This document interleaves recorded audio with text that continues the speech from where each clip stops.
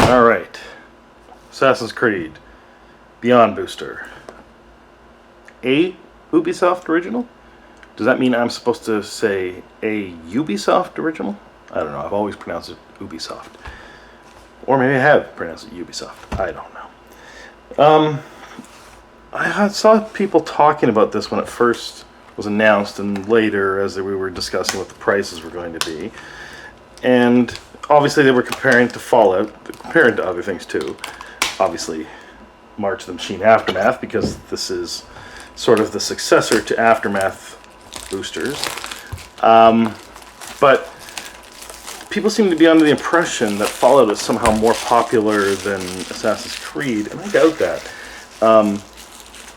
I think I looked at the numbers, and the number of players of Assassin's Creed is, I think, at least triple of Fallout. And it also is similar to like when they were talking about Lord of the Rings and Doctor Who, and maybe Lord of the Rings is more popular. I just didn't really think so. I don't think many people have really read the Lord of the Rings books. Maybe they like the movies. That fits perfectly in there. 1 point for design. So anyway, Assassin's Creed, I've only played the first game, and it was when I was first listening to, or looking into like different historical periods, and I hadn't really touched on the Crusades very much. And I was reading a book by this author, Jack White, who does these great historical novels or series, and he was just starting off a Crusades era historical novelization. And so then when my nephew and my friend both had me try this game, and it was just after Batman, and it was in that style of, combat game / sleuthing game / stealth game. But then characters like Hugh DePayne and Geoffrey of Mormont, and those people were showing up, and of course Saladin, and I'm like, what the hell? I'm like, so how is this game historically accurate? Plus, also, at the time,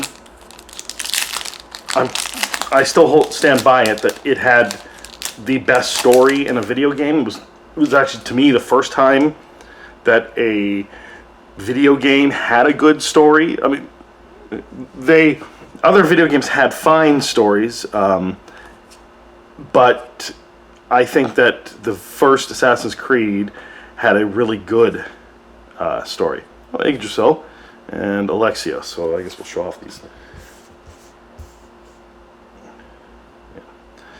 And then after that, storytelling got a lot better in video games. And I think my idea for why that was at the time was that they started separating out writing duties to actual writers, or at least separating out writing duties and making writers.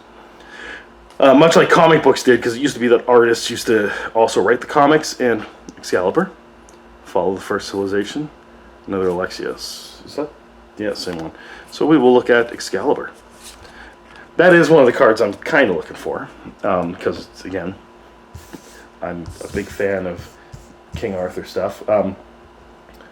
But, so comic books started getting good writing when, I guess I should put the stacks down here. When they separated out and allowed there to be a separate artist from the writer, and therefore someone could concentrate on writing and get better at it, or they were already a writer and they were already better at it than, because there are some people who can do both, but it's like most people are usually good at one thing. Like they're really good at one thing, one overarching thing, but one thing. Here's another assassin. So I think that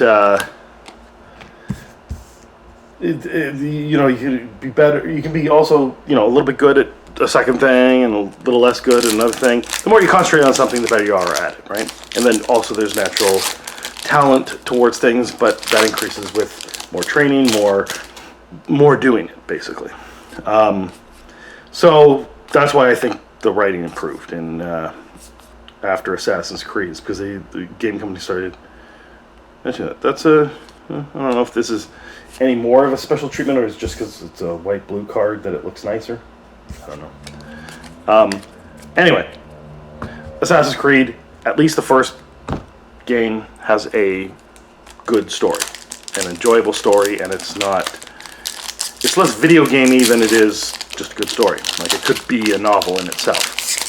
And it's historically accurate. This is why I like Assassin's Creed, but I don't know why other people like Assassin's Creed. There's lots of varying reasons.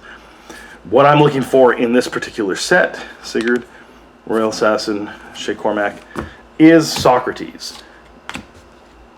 Because Plato is my favorite philosopher, and Socrates is a character / real person in all of his, what are they? They're not plays, they're discussions, they're symposiums, they're whatever. His stuff is all centered around Socrates, because he was a student of Socrates, Roshan the Hidden Magister. And to me, he's really the only philosopher worth listening to a little bit.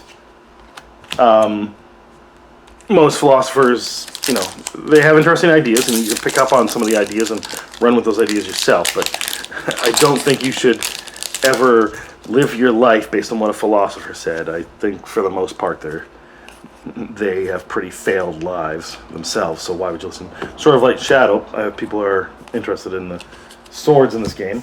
Like, Excalibur is new, but the Sword of Light and Shadow is tried and true, I guess. Goes by Sri Lydia. Oh, this was a foil version. Oh, and here's one of the signed art cards. It's interesting that these are beyond boosters, but they have the art cards, so they're similar to play boosters, which, evolved from set boosters. But anyway, so I'm looking for Socrates and Hemlock. That's really all I want from this set. Not that they aren't going to be good cards, and maybe later when I'm building a deck I might need some of them. I just haven't looked into that yet, so I'm just looking for Socrates. I think we already saw Shay Cormac. Let's look at the origin of the hidden ones. Yeah. And another interesting tidbit. I've talked about Portal 3 Kingdoms before.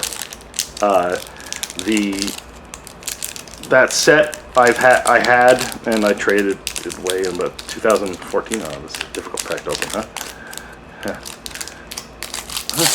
No, there's a secret if you can't get it the first time. Yeah, so let's see. No, Mary Reed and Anne Boney. Hunter's Bow. I think were people talking about that one? I can't remember. Yeah. So Portal 3 Kingdoms.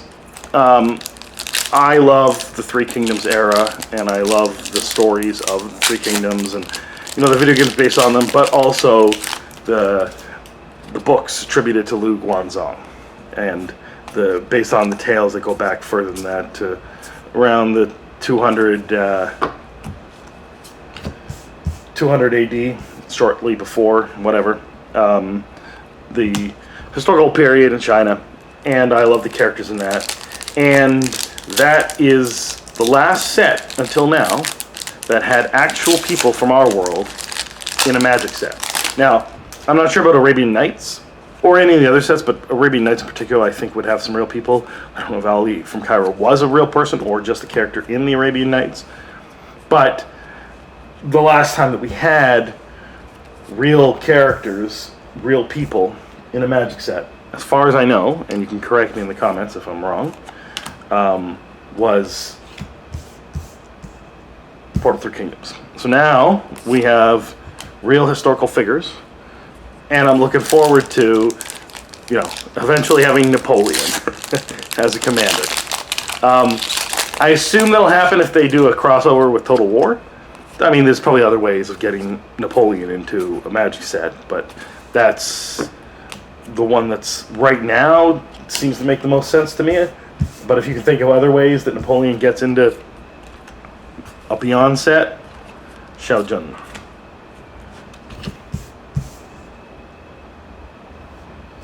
let me know. And let me know what you're looking for in these sets. As I said, Socrates being my favorite philosopher, and if you look at some of my videos where you can see my face, you can see I am a dollar store version of Socrates. That came sort of by accident. That was not by design. It was started a new job as a trucker, and my beard had been growing out. I normally would buzz my head and face once a week or once every 2 weeks just to get rid of the hair because it's annoying and itchy. There's an Ezio. Did I do Ezio already? I don't know. But as I was working, the beard got longer and longer, and then I thought to myself, my friend's going to be running Anime North soon. This was back in 2022. I thought about, I've never cosplayed, and at this point, I could probably cosplay as Heihachi from Tekken.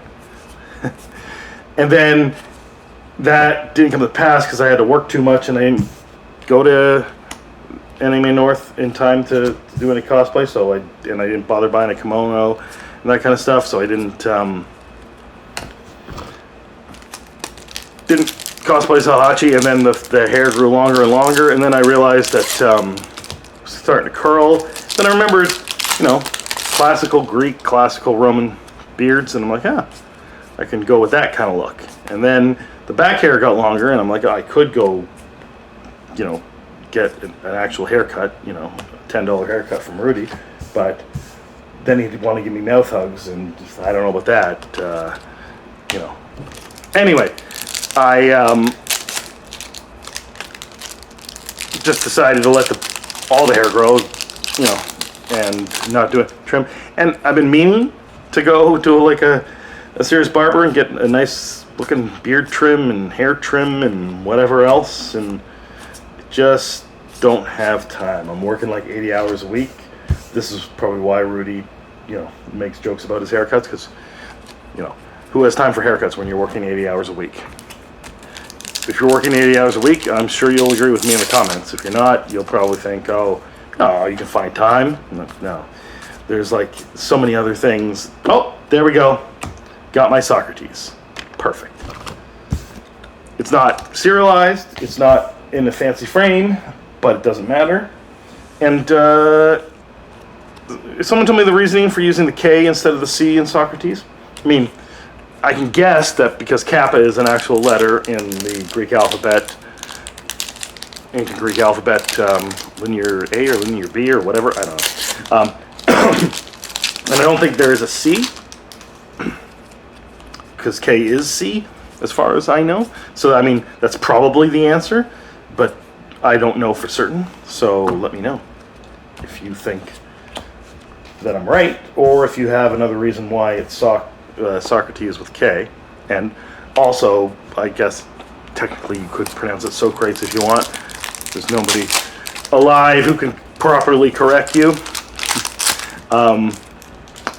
I used to have that snobby attitude until a friend of mine, when he was some philosophy book.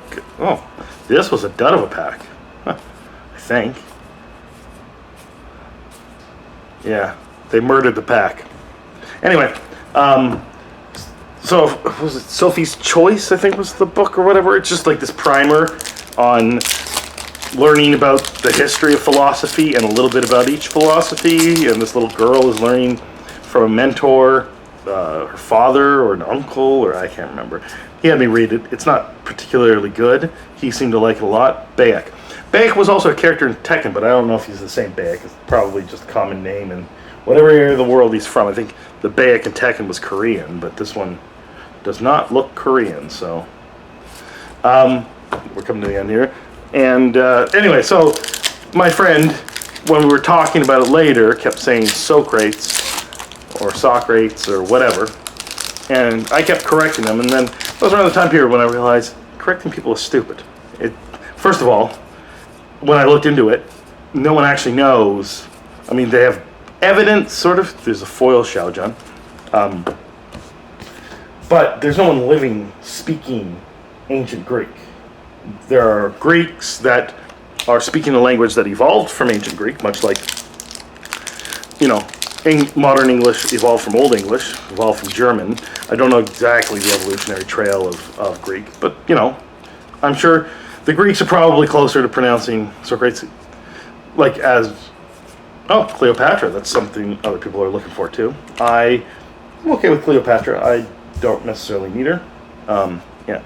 So, as an example, recently scholars apparently have reason to believe that Julius Caesar is pronounced Julius Kaiser, which explains, you know, because the position of Kaiser in Germany is derived from Caesar, right? Because and same with the Tsar in Russia, because the word Caesar became synonymous with emperor, king, that sort of thing. Anyway, so Socrates could be Socrates, and there's no reason to correct people about it. I mean, you can let them know that there may be a different way to pronounce it, and they might want to pronounce it a different way.